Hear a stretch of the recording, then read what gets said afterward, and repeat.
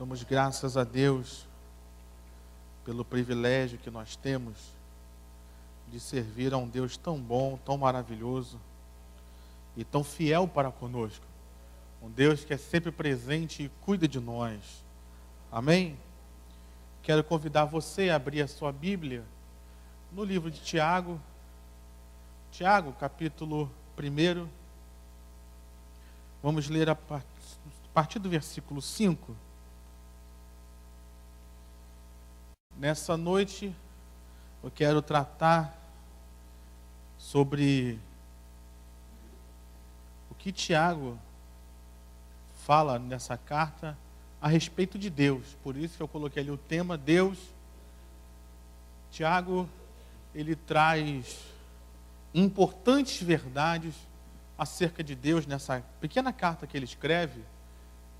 E como nós cantávamos aqui, Senhor, leva-me além, leva-me a águas mais profundas, leva-me a conhecer mais o Senhor. Então nessa noite Deus ouviu sua oração através do cântico e Deus vai te levar além. Posso ouvir um amém aí? Você pode dizer amém? Deus me leva além mesmo. De conhecer mais, aprender mais do Senhor, do que o Senhor... Essa é uma oração que eu faço constantemente. Senhor, me revela quem o Senhor é. Me revela do que o Senhor gosta, do que o Senhor não gosta. Eu faço essa oração constantemente. Porque eu entendo que Deus é uma pessoa. E você conhecer uma pessoa está ligado a conhecer os seus hábitos, está ligado a conhecer aquilo que você gosta, que você não gosta.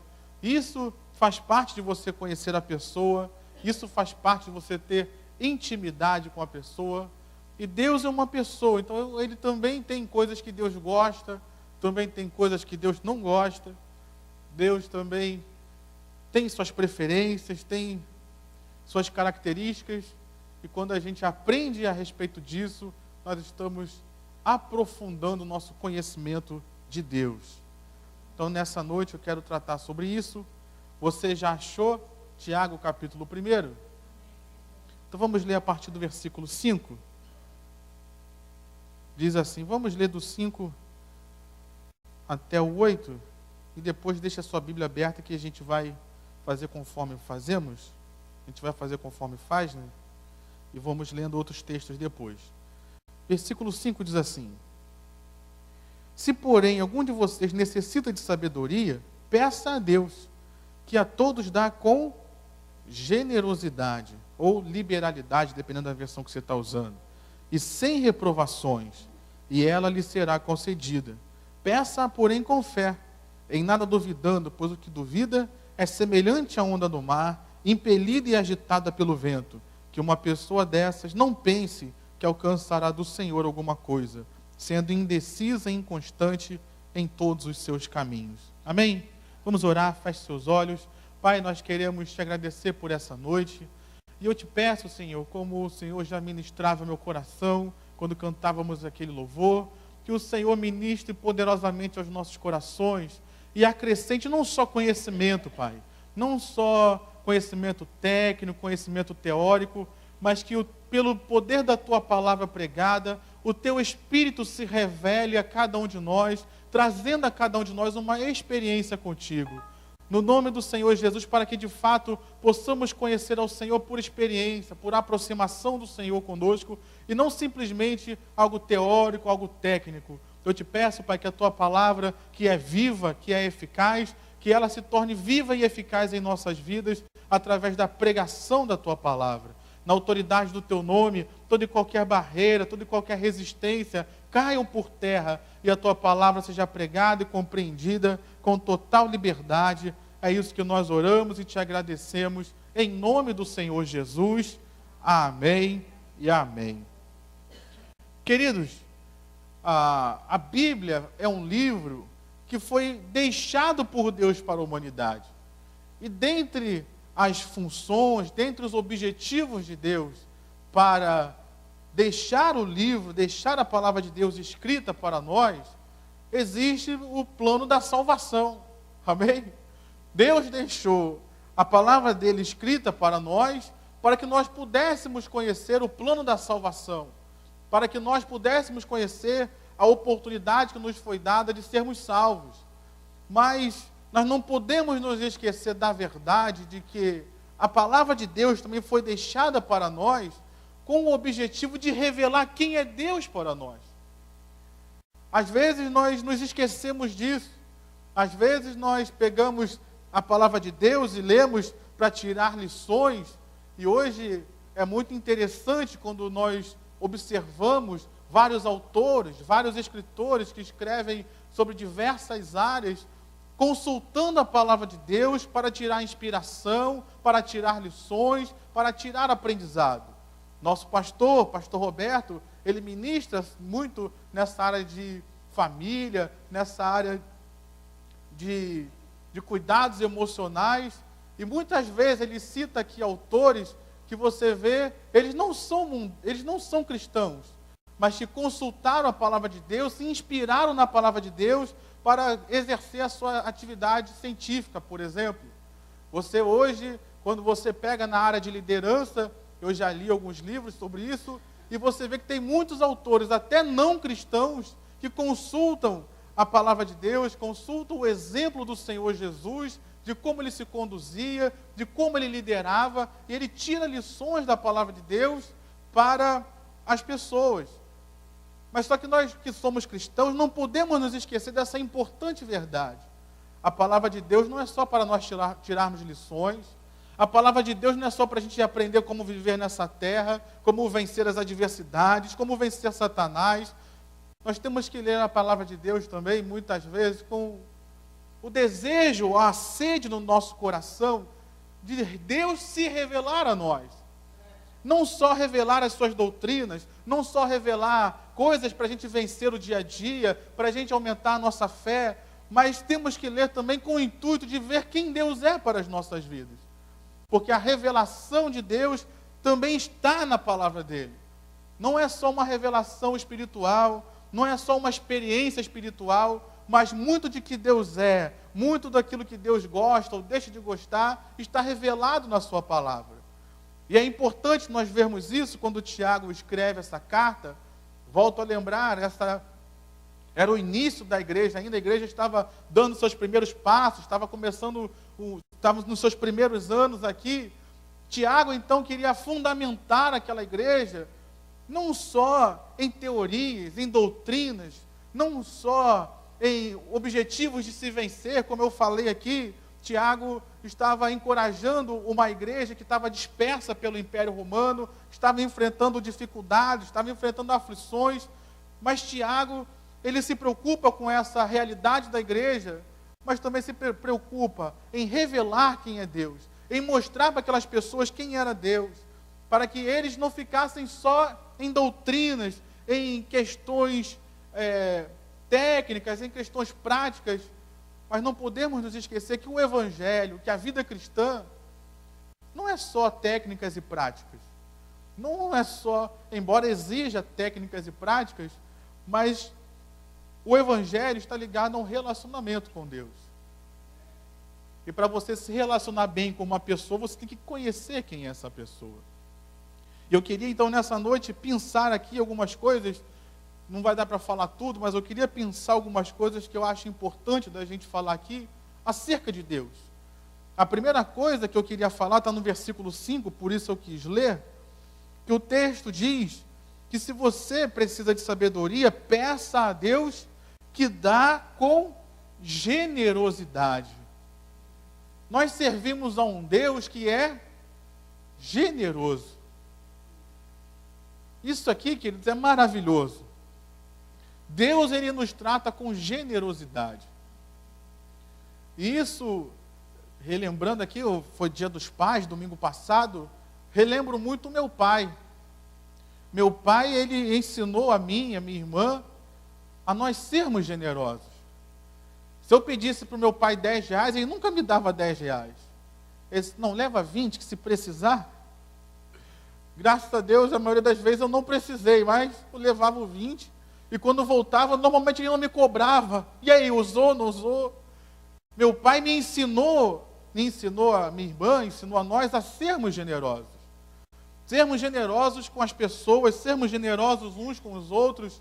E isso é uma herança que nós temos lá em casa. Hoje, eu procuro ser generoso dentro de casa, com minha irmã, com meu sobrinho, com minha família. Procuro ser generoso com os meus irmãos na igreja.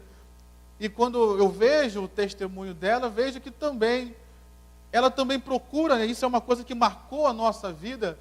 Nós procuramos ser generosos uns com os outros. Deus, Ele é um Deus generoso. Deus, Ele não é um Deus que nos dá por medida as coisas. Às vezes tem pessoas que têm uma visão de Deus tão limitada, como se Deus fosse um Deus restritivo, um Deus até mau. E quando eu falo de generosidade, eu falo de generosidade em todas as coisas. Se você prestar atenção no texto que nós lemos, ele está falando de oração por sabedoria, não está nem falando de dinheiro. Mas ainda assim mostra o caráter de Deus em ser generoso em abençoar, em ser generoso em acrescentar. O pastor Roberto, ele tem citado muito esse texto de Efésios, no capítulo de número 3, a partir do 20, que a palavra de Deus diz que, ora, aquele que é poderoso para fazer, eu gosto da versão revista e corrigida, que diz tudo, muito mais abundantemente além do que pedimos ou pensamos. Isso mostra a generosidade de Deus em nos abençoar até naquilo que nós não conseguimos alcançar ou pedir. Eu escutava hoje um irmão dizendo que ele estava precisando de uma casa, ele estava com uma casa muito pequena, ele se mudou, foi morar na região dos lagos, e ali ele tinha que receber, por exemplo, a família. As pessoas, quando iam para lá, não tinham onde ficar. E não dá para você ir para a região dos lagos e voltar, às vezes, no mesmo dia. Então, as pessoas precisavam passar o dia lá, dormir, voltar no dia seguinte, por exemplo. Ele estava orando a Deus. De repente, o corretor levou ele a uma casa, e a casa estava longe das posses dele. Ele não tinha recurso, o corretor falou, não vou nem te apresentar essa casa, porque você não tem dinheiro, não está no teu nível. Mas Deus é um Deus de generosidade. Deus é um Deus que faz além. Ele estava pedindo, Deus, eu preciso de uma casa. Ele pediu, eu acho que ele tinha uma casa com 2 quartos, ele queria uma casa com 3 quartos para poder receber as pessoas. Aí ele estava me contando que a casa que ele recebeu hoje, Deus o ajudou a comprar. Ele consegue ver Araruama, ele consegue ver do terraço dele, ele consegue ver parte de Cabo Frio, ele consegue ver, acho que São Pedro da Aldeia. Isso tudo do terraço dele. Ele pediu uma casa com 3 quartos que fosse um pouquinho maior. Ele está com uma casa com 2 andares, acho que 5 quartos. Deus, Ele fez além. Deus, Ele deu com generosidade. Nós não podemos nos esquecer disso. Deus, Ele é generoso, queridos. Deus, Ele pode nos abençoar e, volto a frisar, a generosidade não está ligada só a bens materiais, a questões financeiras, mas Deus, Ele é generoso em te abençoar. Deus é generoso em te usar, Deus é generoso em acrescentar coisas na sua vida e fazer muito mais além do que aquilo que nós podemos pensar. Deus não é um Deus mesquinho, queridos. E muitas vezes é interessante nós observarmos que muitas vezes a generosidade, no caso de nós, seres humanos, está naqueles que têm menos do que naqueles que têm mais. Você já parou para perceber isso? Você olha os mendigos na rua, por exemplo, você vê que normalmente eles estão juntos, normalmente tem uma cambada de cachorro. Às vezes o mendigo tem pouca comida, mas ele divide a comida que ele tem com o outro, ele divide a comida que ele tem até com o cachorro. E se tratando às vezes de pessoas que vão aumentando as suas posses, às vezes a gente pensa, não, fulano de tal, ele é muito rico, ele é muito generoso. Nem sempre. A generosidade não está ligada à quantidade de recursos que se tem. A generosidade está ligada ao desprendimento no coração, ao amor, ao querer abençoar, ao querer ajudar. Então, nós podemos ser generosos. Nós podemos ter um pouco mais de liberalidade, como algumas versões usam. Hoje, a nossa sociedade tão materialista tem se esquecido do provérbio, né, se é que eu posso dizer assim, de Jesus, que diz que mais bem-aventurado é dar do que receber. Hoje, nós estamos tão apegados às questões materiais que nos esquecemos de sermos generosos. ou limitamos a nossa generosidade com relação a tudo, a casa de Deus, as pessoas, e nós não podemos ser assim, queridos. Tiago estava ensinando aquela igreja: aprendam a ser generosos, porque o Deus que você serve é generoso. E uma outra questão, ainda no versículo 5, é que o texto diz que Deus faz isso sem reprovações. Em outras palavras, Deus é generoso sem lançar na nossa cara. Deixa eu traduzir isso aqui melhor. Alguém que já foi pedir dinheiro para uma outra pessoa? Pedir dinheiro emprestado? Já precisou pedir dinheiro emprestado? Já precisou pedir alguma coisa emprestada? Você vai pedir dinheiro emprestado? Primeiro que é uma vergonha, você vai pedir dinheiro emprestado. Você já vai se sentindo a menor das pessoas, o mais incapaz. E muitas vezes, quando você chega lá para falar com a pessoa ainda manda para você: não, eu vou te emprestar, mas eu já te falei, né? Falei para tu não gastar o dinheiro, falei para você não fazer isso. Ou seja, a pessoa até de certa forma está sendo generosa em te ajudar, mas não está perdendo a oportunidade de jogar na sua cara as suas fraquezas, as suas debilidades, as coisas que não deram certo na sua vida. Deus não é assim. O texto ele nos encoraja a pedir sabedoria a Deus com a convicção de que quando você chegar na presença dele, Deus não vai ficar te reprovando.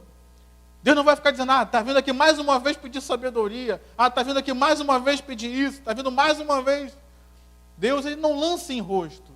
Deus ele não fica nos cobrando, ele não fica nos acusando. Essa é a função do outro, não é a função de Deus. A função de Deus é nos dar generosamente, sem ficar lançando em rosto as nossas fraquezas e debilidades. Isso é uma lição para nós. Quantas vezes pessoas erraram conosco? A gente diz que perdoa, mas quando a pessoa vem falar conosco, a gente sempre procura uma oportunidade de apunhalar a pessoa.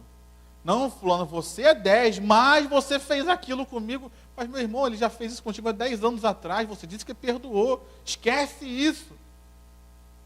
Deus, ele não faz isso. E ele espera que nós não façamos também. Muitas vezes nós que lidamos com pessoas, gente que ora por pessoas, muitas vezes nós temos que ter um cuidado muito grande com isso. Porque às vezes as pessoas vêm pedir oração, as pessoas vêm pedir uma ajuda a você, e a nossa primeira reação muitas vezes é jogar na cara da pessoa as coisas que deram errado na vida dela. Meu irmão, a Bíblia diz que há um tempo para todas as coisas. Aquele momento que a pessoa está vindo a você, muitas vezes ela já está ferida. Muitas vezes ela já está caída, ela já está no fundo do poço, você vai afundar, mas a pessoa, ela já sabe que cometeu os erros, ela já sabe que a vida dela não deu certo. O que ela precisa é de alguém que estenda a mão. E ao invés de jogar mais problemas sobre ela, ao invés de jogar na cara dela mais as suas frustrações, o que ela precisa é de alguém que a ajude a levantar, que a ajude a sair do fundo do poço, que a ajude a resolver a sua vida.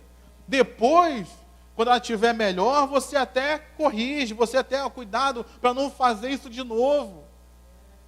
Jesus ensinou isso de várias formas. Lembro aqui da mulher que foi pega em flagrante adultério. Jesus poderia ter pego a pedra e começar a dizer: você fez isso, você fez aquilo outro. Mas Jesus não, primeiro curou a mulher, primeiro restaurou a mulher, primeiro disse: eu não vou te condenar, se levanta, prossegue a sua vida. Depois de um outro momento, ele disse: vá e não peques mais. Às vezes a nossa primeira impulso é: não peca, não faça mais isso, está vendo? Se eu não estivesse aqui, você ia ser apedrejada, você ia morrer. Calma, gente. Vamos ser pessoas como o Pablo cantava aqui, vamos profetizar a bênção, vamos profetizar a vida, vamos ser pessoas que levantam outras pessoas, que ajudam outras pessoas a caminhar, a seguir a sua vida. Porque para derrubar a vida de pessoas já tem muita gente aí fora. Jesus precisa de pessoas para levantar pessoas, para restaurar pessoas. Amém? Eu quero ser uma pessoa que levanta as outras pessoas. e não uma pessoa que afunda ou que mantém as pessoas prostradas nas suas derrotas e aflições. Uma outra coisa importante nesse versículo ainda que eu quero tratar aqui, é que versículo de número 7 diz que a pessoa, né, que é incrédula, que é inconstante nos seus caminhos, que uma pessoa dessas não pense que alcançará do Senhor alguma coisa, sendo indecisa e inconstante em todos os seus caminhos. Esse texto me mostra que Deus, Ele não se agrada das pessoas incrédulas. Deus não se agrada das pessoas que vivem duas vidas, que é o sentido do texto, nós até tratamos isso na semana passada. O que é essa pessoa de ânimo dobre, ou essa pessoa que ele trata aqui como indecisa? É uma pessoa que quer seguir os dois caminhos de uma só vez. Ela quer seguir a Deus e quer seguir o mundo. Ela quer fazer a vontade de Deus e a vontade do mundo e quer que isso dê certo. E a Bíblia diz que Deus não se agrada dessas pessoas. Pessoas inconstantes no seu caminho. Não está tratando daquela dúvida que todos nós temos. Será que vai dar certo? Quantas vezes nós pensamos isso? Ah, vai dar certo, não vai? Isso aí é normal, você é normal. Agora, quando a gente tenta seguir os dois caminhos, uma hora a gente está na igreja, outra hora a gente está no mundo, uma hora a gente crê, outra hora a gente deixa de acreditar, essa pessoa, Deus não se agrada. A Bíblia diz, Hebreus, no capítulo de número 10, eu gosto muito desse texto, em que o autor aos Hebreus, que a gente não sabe quem é até hoje, ele encoraja a igreja a prosseguir na fé, a não desistir, porque aquele que desiste, aquele que retrocede, Deus não se compraz na alma dele. Deus não tem prazer naquele que retrocede, naquele que desiste, que abandona a fé e segue por outro caminho. Hebreus, no capítulo 11, já, texto que todos nós conhecemos, a Bíblia diz que é impossível agradar a Deus se nós não tivermos fé. É necessário que haja uma confiança nossa no Senhor. Se a gente não confia em Deus, Deus não se agrada disso. Deus espera que nós tenhamos uma confiança 100% nele.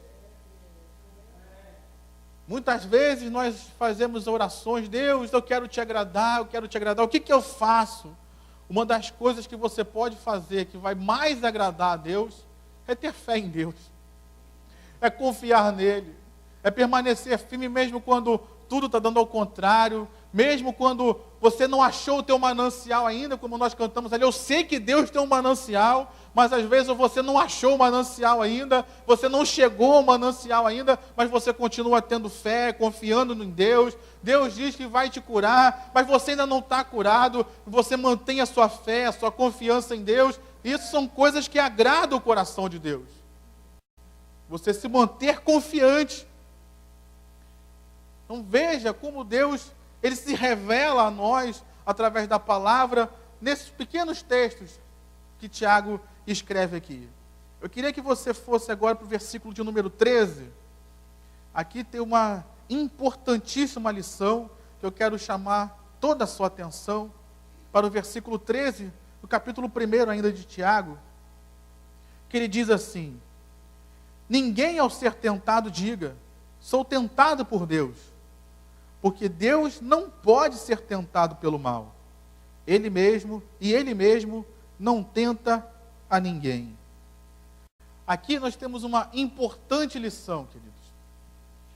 Eu gosto desse texto porque ele diz assim: Deus não pode ser tentado pelo mal. Eu e você podemos ser tentados pelo mal. Nós podemos não praticar o mal, mas ser tentados pelo mal, todos nós somos. Todos nós somos tentados, às vezes, a dar uma resposta mal criada para alguém. Você pode até não dar, você pode naquele momento ter um autocontrole, ter a graça do Espírito Santo na sua vida, e você se cala, ou você fala uma outra coisa. Mas que você foi tentado pelo mal, você foi. No caso de Deus, é totalmente diferente. Deus, Ele não só não pratica o mal para conosco, nem com ninguém, Mas Deus, ele é tão perfeito, ele é tão santo, que nem atraído a fazer o mal ele é. Ele não pode ser tentado a fazer o mal contra alguém. Aí, traz para nós uma importante lição. Se Deus, ele não faz o mal e nem intenta fazer o mal a alguém, eu tenho que entender que se existe algum mal na minha vida, não é Deus quem está fazendo. Às vezes ele até permite os maus, mas não é Ele quem está praticando, não é Ele quem está fazendo. Deus, ele não quer o mal de ninguém. Deus, ele não quer o mal da sua vida, ele não quer o mal para você. Ele nem pensa mal sobre a sua vida, como diz um texto que nós gostamos muito, de Jeremias, no capítulo 29. Eu é que sei que pensamentos tenho sobre vós, diz o Senhor. Pensamentos de paz e não de mal, para vos dar o fim que desejais. Deus, ele não pensa o mal, Deus, ele não quer o mal, Deus, ele quer sempre o bem, ele quer sempre ver você bem, ele quer sempre ver você feliz. O livro de Salmos nos diz que Deus se alegra na prosperidade. E prosperidade aqui não está ligado só a bênçãos financeiras, mas é tudo indo bem, as coisas acontecendo, as coisas fluindo. Deus se alegra da prosperidade dos filhos dele. Então, para com esse pensamento de que Deus é mal com você. Esquece isso, repreende isso quando vier na sua mente. Deus não é mal com você, Deus não é mal com ninguém. Pelo contrário, Deus está sempre pensando o bem ao seu respeito. Deus está sempre querendo o bem para você. E aqui ele diz, para a gente só citar, não vou falar muito sobre isso, porque é bem claro. Deus, por não ser tentado pelo mal, ele não pode tentar você. Tentar aqui é no sentido de colocar à prova para te fazer cair. Deus não quer que ninguém caia, Deus quer que todos permaneçam firmes. Amém? Então ele não quer que ninguém caia em tentação.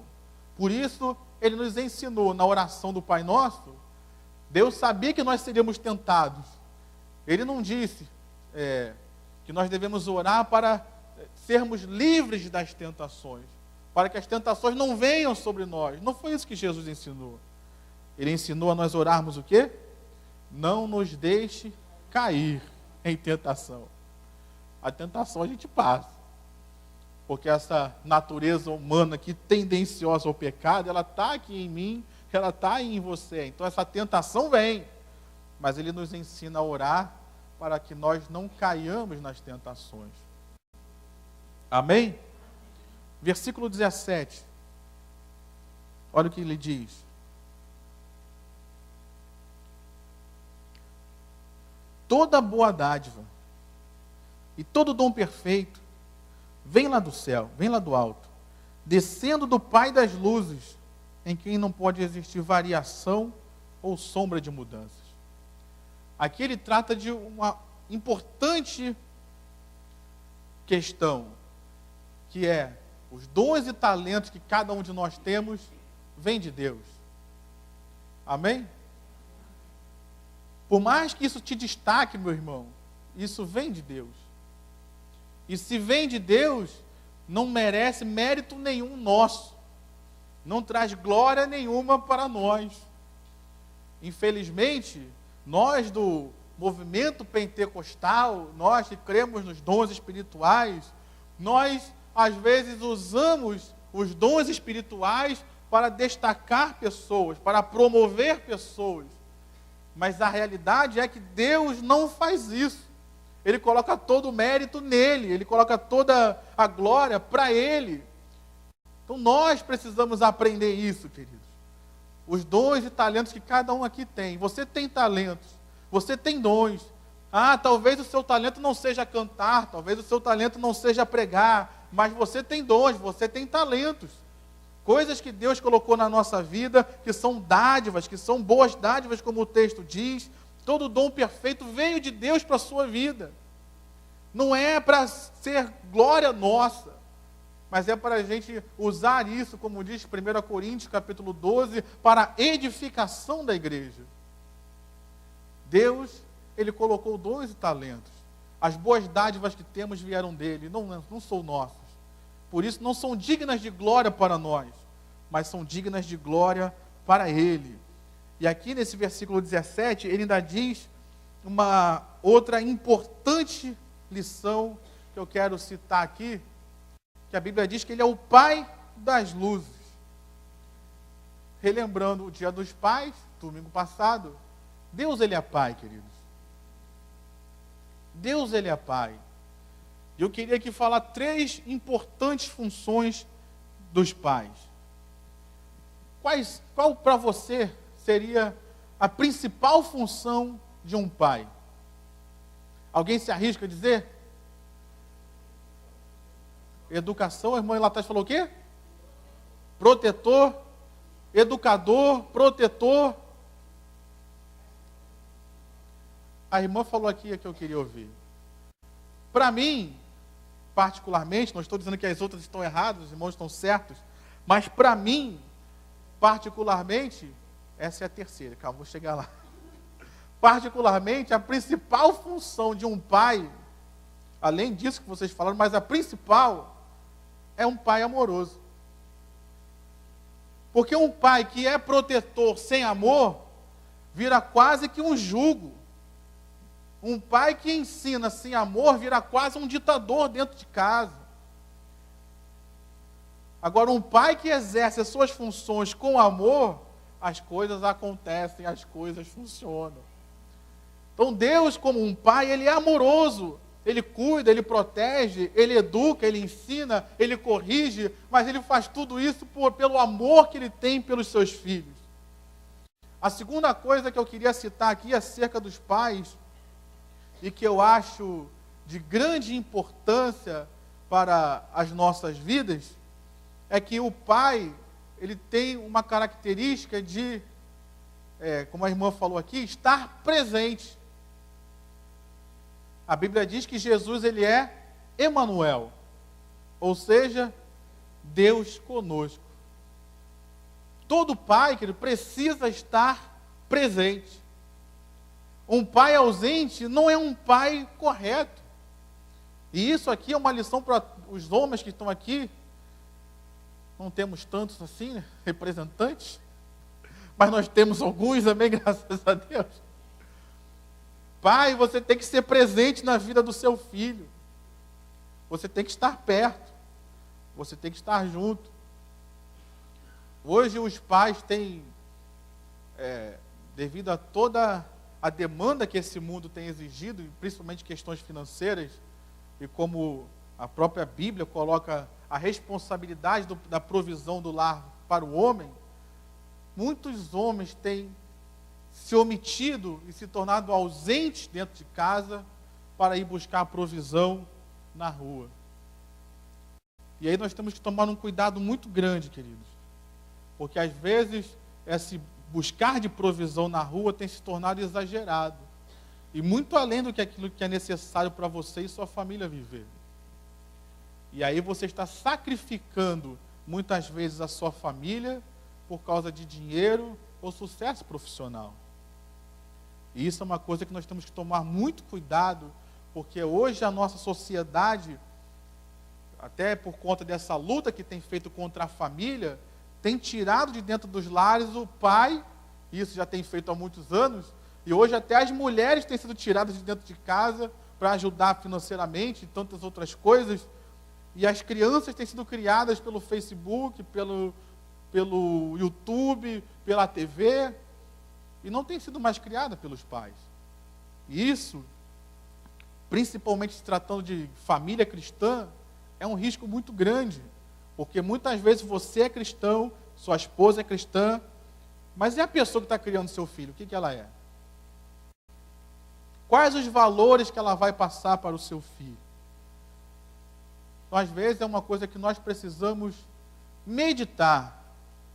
Será que todo esse esforço por buscar mais recursos para a sua família está valendo a pena a sua ausência dentro de casa? Se estiver valendo, se é uma questão de Deus, glória a Deus, meu irmão, continua. Agora, se não, talvez seja melhor você diminuir um pouco o seu ritmo de trabalho, seu ritmo profissional, para que você tenha um tempo dentro de casa com seus filhos e um tempo de qualidade. Porque não adianta também você ir para casa, chegar em casa 10h30, 11 horas da noite, já cansado do trabalho, e vai dar atenção para o seu filho. Que atenção que você vai conseguir dar para o garoto ou para a menina? Você vai chegar lá já estressado, já com raiva, já querendo puxar o cabelo de um, dar um tapa no outro. Você vai ter um tempo com seu filho? Até vai. Mas de qualidade? Nem sempre. Então, nessa noite, Deus, Ele é Pai. Ele, sendo Pai, Ele é um Pai presente. Ele é um Pai que está junto. Ele é um Pai que cuida de nós. Amém? Para o versículo 17 ainda, ele diz que Deus, Ele não muda. Nele não há mudança, nem sombra. Dele não pode existir variação ou sombra de mudança. Aí você fala para mim, pastor, te peguei agora. Porque Deus, no Antigo Testamento era um Deus e no Novo Testamento Ele é diferente. Deus mudou ou não mudou do Antigo Testamento para o Novo? Agora eu peguei os irmãos. Deus mudou ou não mudou? Mudou ou não mudou? Eu quero uma resposta direta. Mudou ou não mudou? Deus não mudou.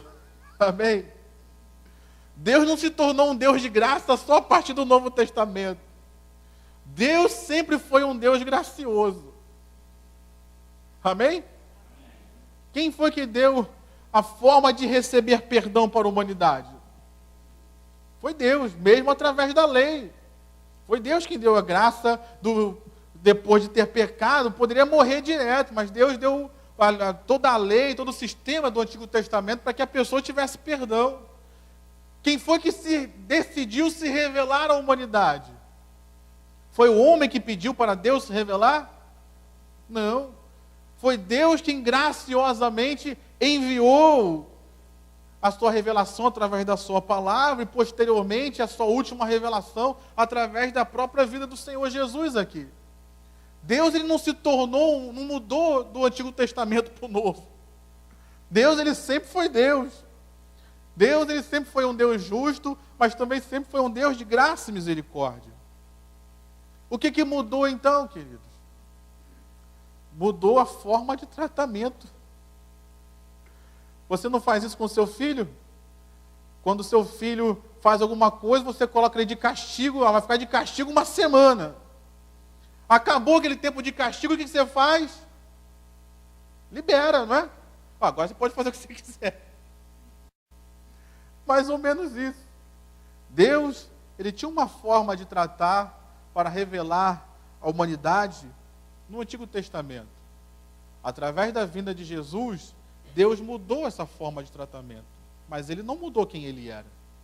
Ele continuava sendo Deus da mesma forma desde a eternidade, desde a criação em Gênesis, até o final do Apocalipse, até a eternidade do porvir, onde nós estaremos junto com Ele. Deus, Ele sempre será o mesmo. Ele não vai mudar. E isso para nós é uma confiança muito grande. Se Deus não muda, eu posso sempre buscá-lo e encontrar perdão e graça. Se Deus não muda, eu posso sempre contar com a fidelidade, com o cuidado dEle. Se Deus não muda, eu posso ter a confiança de que tudo aquilo que Ele prometeu, Ele vai cumprir. Se Deus não muda, como eu gosto de dizer, Deus não está ficando cansado com a passagem do tempo. Eu e você ficamos cansados, eu e você ficamos envelhecidos, vamos perdendo as forças. Isso é natural da nossa humanidade. Mas Deus, mesmo com o passar do tempo, Ele continua sendo forte, Ele continua sendo poderoso, Ele continua sendo fiel, Ele continua sendo todo-poderoso para realizar aquilo que Ele prometeu fazer. E uma outra coisa, Deus não muda. E se Deus não muda, Ele continua também sendo, mesmo no tempo da graça, Ele continua sendo justo, Ele continua querendo as coisas da forma correta. O tempo pode ter passado, o mundo pode ter mudado, a igreja pode ter mudado, mas Deus, Ele continua sendo o mesmo. E por isso exige de nós também essa fidelidade em buscá-lo, em servi-lo e em andar com Ele. Amém? Deus, Ele não muda. E Deus, Ele não vai mudar. Amém? Eu quero a gente correr. Deixa eu pular para o capítulo 4, versículo 12. Que eu acho importante a gente tratar isso aqui.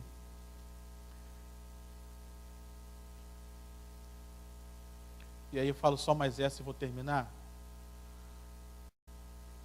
Versículo 12 do capítulo 4 de Tiago.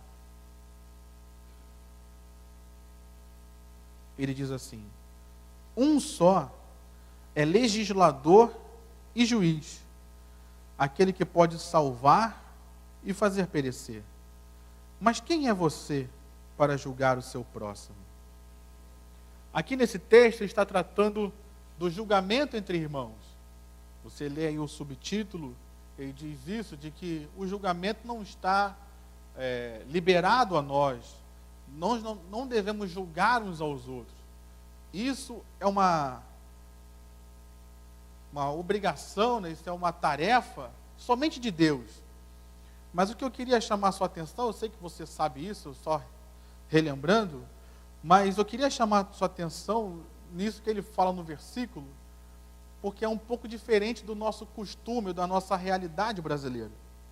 Porque ele diz que Deus, ele é tanto o legislador, ou seja, aquele que dita as leis, como aquele que é o juiz, ou seja, aquele que faz as leis serem cumpridas, aquele que julga através da lei.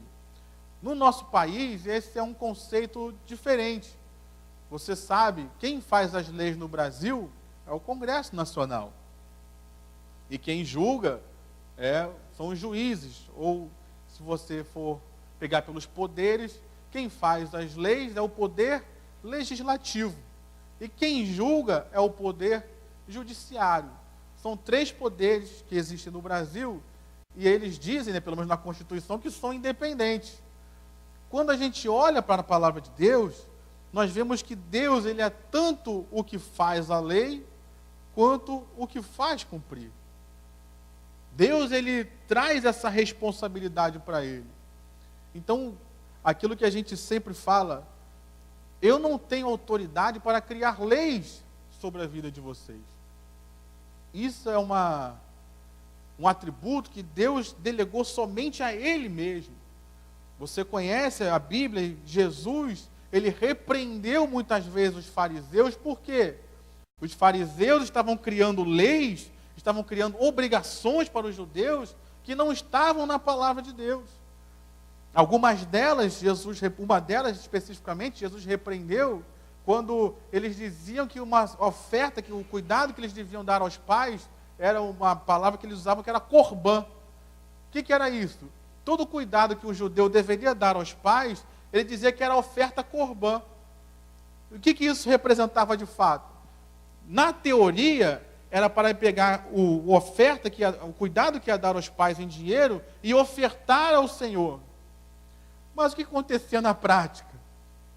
A pessoa nem dava assistência aos pais e nem ofertava a Deus, ficava com dinheiro para ela. Era isso que eles faziam. E aí Jesus repreendeu os fariseus dizendo: vocês, com as doutrinas e leis que criaram, vocês criaram leis acima da palavra de Deus. Vocês estão invalidando o mandamento de honrar pai e mãe pela doutrina que vocês mesmos criaram. Deus, ele é o legislador, queridos. É Ele quem cria as leis. É Ele quem cria o padrão. E só Ele pode julgar no padrão que Ele criou. Por que só Deus pode julgar? Porque só Ele conhece os corações. Eu não conheço o coração de vocês. Eu não conheço a intenção. Mas Deus, ele conhece tanto o mandamento como aquilo que vai no coração de cada um de nós. Tem muitas pessoas que cometem erros querendo acertar. Tem muitas pessoas que fazem coisas certas, mas a intenção no coração delas é maligna. Eu só consigo ver aquilo que é exterior, mas Deus consegue ver aquilo que está no coração de cada um de nós. Então, meu irmão, minha irmã, além de não julgar ninguém, que é uma lição que nós todos temos, mas nós temos que tomar um cuidado muito grande para não criar, entre aspas, leis sobre as pessoas, porque essa autoridade não nos foi dada também. Eu não posso acrescentar sobre a sua vida aquilo que Deus não pediu. Eu não posso acrescentar na sua vida aquilo que Deus não falou. É lógico que eu não estou falando aqui de questões de costumes. Costumes são outras coisas. Aqui na igreja nós temos um costume de termos cultos terça, quinta e domingo. Fora os outros cultos de sexta pela manhã e sábado, mas os cultos, vamos dizer assim, padrão, terça, quinta e domingo. Isso não está na Bíblia como se faz, não existe lei para isso na Bíblia. Então isso é costume nosso, isso é delegado a nós homens decidirmos. Mas estou falando de nós lançarmos sobre a pessoa, exigirmos sobre as pessoas aquilo que Deus não está pedindo. Isso é muito sério e Deus não se agrada disso. Ele mesmo é o legislador, Ele mesmo faz a lei, Ele mesmo cria a lei conforme Ele quis fazer, conforme Ele achou que deveria fazer. E Ele mesmo é o juiz que vai fazer com que a lei seja cumprida na forma certa. Nós não temos essa capacidade. Por melhor que nós sejamos, nós não temos essa capacidade. Por melhor que nós sejamos, nós não conhecemos todos os fatos. Você que de repente é advogado, ou você que como eu é curioso, eu gosto de filmes que tratam de tribunal, seriados que tratam disso, eu assisto vários deles, gosto disso, e a gente vê, né, na experiência de vendo isso, que muitas vezes as pessoas não são processadas, não é porque não cometeram crimes, mas é porque faltam provas. A pessoa só pode ser condenada se ela tiver provas contra ela. Se a polícia, se o Ministério Público conseguir provas contra ela. E muitas vezes, quando nós vamos julgar alguém, nós julgamos sem ter o conhecimento das provas. Ou as provas que temos são tão pequenas, e a gente ainda assim, muitas vezes, tenta empurrar o nosso julgamento às pessoas. Cuidado com isso, querido. Essa é uma tarefa que Deus não delegou a ninguém. Essa é uma tarefa que Deus colocou sob sua própria responsabilidade.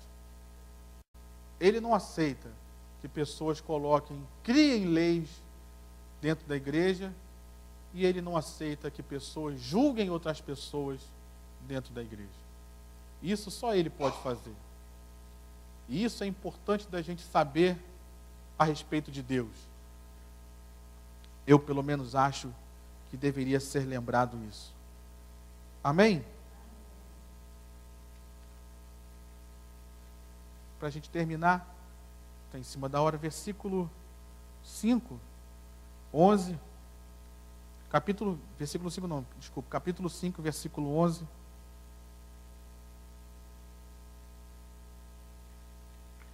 Termino com esse. Diz assim: eis que consideramos felizes os que foram perseverantes. Vocês ouviram a respeito da paciência de Jó. E eu gostei dessa versão que diz: e sabem como o Senhor fez com que tudo acabasse bem. Porque o Senhor é cheio de misericórdia e compaixão. Eu quero terminar com essa palavra. Você conhece a história de Jó, essa é uma história conhecida até de pessoas que não são cristãs. Eu não sei o que você está passando hoje, meu irmão. Talvez o dia mau chegou à sua vida, talvez o adversário se levantou contra você e você tem enfrentado lutas, seja na área financeira, seja na área emocional, seja nos relacionamentos, seja na área da saúde, mas eu tenho uma palavra de Deus para você, que é a palavra que está escrita aí, que Deus fez com que tudo acabasse bem. Você pode dar essa palavra para o seu irmão? Deus vai fazer na sua vida com que tudo acabe bem. Eu não sei, meu irmão, o que você está passando, mas eu sei de uma coisa: Deus é poderoso para fazer tudo isso acabar bem. E se a gente lembrar o que Jó passou, enfermidade, Jó passou tudo junto, problema financeiro, perda, problema na família, perdeu os filhos, e tudo isso gerou um conflito no casamento dele. Não estou aqui para julgar a esposa de Jó. Gerou um conflito no casamento dele, e isso gerou um conflito até nas pessoas que se diziam amigas dele, que foram lá para acusar, para perturbar. Mas ainda assim, no meio desse turbilhão todo de coisas, a Bíblia diz que Deus fez com que tudo acabasse bem. Meu irmão, eu não sei qual é o turbilhão de coisas que você pode estar inserido, ou talvez você não está, mas um dia pode estar ainda no futuro. Eu quero que você guarde essa palavra. Se você quiser sublinhar, sublinhe essa palavra. Escreve, sei lá, na porta da geladeira e coloca lá. Deus pode fazer com que tudo na minha vida, todas as aflições que eu enfrento, todos os problemas que eu passo, Deus ainda pode fazer com que tudo isso acabe bem. O inimigo quer aplaudir, aplauda o Senhor. O inimigo pode ter planejado já a sua derrota. Algumas pessoas podem olhar para você e isso aí não vai acabar muito bem. Mas eu quero lembrar você serve a um Deus que é fiel, você serve a um Deus que te ama, você serve a um Deus que cuida de você e que é poderoso para que, ainda que aos olhos humanos seja impossível da sua vida acabar bem, eu quero liberar, como nós cantamos aqui, profetizar sobre a sua vida, que apesar dos pesares, apesar das tribulações, apesar das dificuldades, Deus vai fazer com que tudo acabe bem na sua vida. Deus vai fazer com que tudo acabe bem nesse conflito que você enfrenta. Deus vai fazer com que tudo acabe bem no meio da sua família, porque Ele é o grande Deus. Amém? E para terminar, ainda no versículo 11, ele diz: tudo acabasse bem, porque o Senhor é cheio de misericórdia e compaixão. Nosso Deus, Ele tem misericórdia. E aqui eu queria, para fechar, o que é compaixão? Compaixão, eu fui procurar no dicionário, compaixão é você sentir a dor do outro.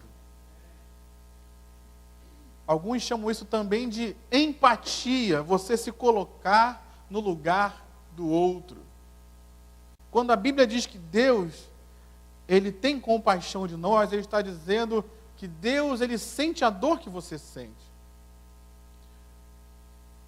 Eu gostei, eu fui pesquisar, misericórdia, aqui nesse texto especificamente, está ligado a um sentimento que vem lá das entranhas do ser humano, da profundidade do ser humano. Então quer dizer que Deus, Ele sente a nossa dor, Deus, Ele sente a nossa aflição, não de uma forma superficial, como às vezes nós fazemos uns com os outros. Às vezes chega uma pessoa para você, conta a desgraça dela, me perdoe a palavra, conta a luta dela, a gente vai, meu irmão, dá um tapinha nas costas, vai acabar tudo bem, Deus te abençoe. A gente não sentiu a profundidade da dor dela. A gente não pensou o quanto aquela situação pode estar sofrendo. Às vezes até menosprezamos a dor da pessoa. Quando eu olho para a palavra de Deus, eu vejo que apesar de tudo que Jó passou, Deus fez com que tudo acabasse bem, porque Deus sentiu a dor de Jó. E sentiu na profundidade a angústia daquele homem em buscar em Deus uma resposta, uma saída.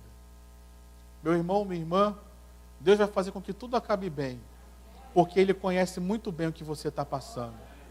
Ele sabe aonde está doendo, Ele sabe o quanto está doendo, Ele sabe o quanto isso tem te afligido, o quanto isso tem mexido com as suas emoções, com os seus sentimentos, o quanto isso tem prejudicado a sua vida, até a sua caminhada com Deus. Deus sabe, Deus conhece perfeitamente, Ele está sentindo a sua dor, lá do profundo do coração dele, E por isso Ele está dizendo, eu tenho compaixão de você, eu sei a dor que você está sentindo, e eu, por sentir essa dor, por participar disso com você, por estar junto de você nessa luta, eu vou mudar esse cativeiro, eu vou acabar com esses dias maus. O dia mau pode ter batido a sua porta, mas eu, Senhor, estou dizendo que eu vou dar fim a esse dia mau. Esse dia mau vai chegar, esse tempo de falta, de escassez vai acabar, esse tempo de falta de chuvas, esse tempo de falta de frutos vai acabar. Deus vai trazer um tempo de provisão, Deus vai trazer um tempo de produtividade, Deus vai trazer um tempo de provisão, de milagre, Deus vai trazer um tempo de cura. Esse dia mau vai acabar e vai chegar o dia de bênção, vai chegar o dia bom, vai chegar o dia de felicidade, vai chegar o dia de alegria, porque Deus conhece a tua história. Amém? Se coloque de pé, vamos orar, o tempo acabou.